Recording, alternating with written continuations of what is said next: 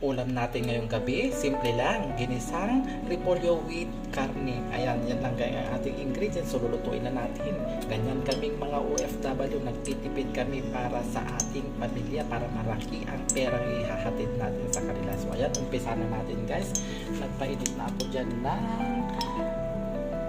sunflower oil. Lagyan na natin yung ating bawang. Ayan, and lagyan na rin yung ating onion. Simple lang kasi kung ating luluto ngayon, igigasa lang natin itong ating repolyo. Ayan, lagyan na natin yung manok. Kape ng manok guys yung gamit ko.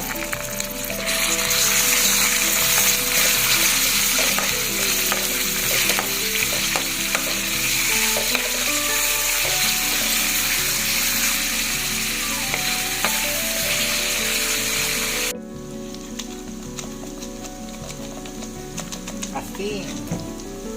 Maglagay tayo guys ng petching, black pepper, at maglagay tayo guys ng konting black soy from Japan. Then haluin natin at ilagay na natin yung repolyo.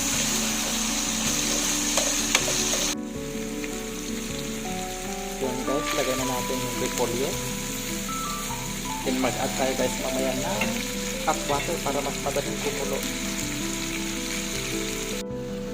Ayan guys, luto na lang guys ang ating ulam ngayong gabi. Simpleng ulam pero masarap ang ating repolyo. Ayan, kain na tayo guys.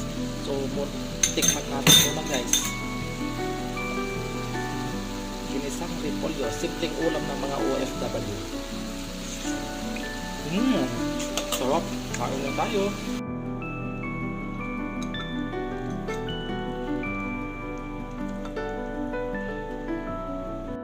Ayan na guys, yan na ang ating plating sa ating ginisang repolyo. Ayan, simple lang pero napakasarap. Ayan, kayahin nyo guys.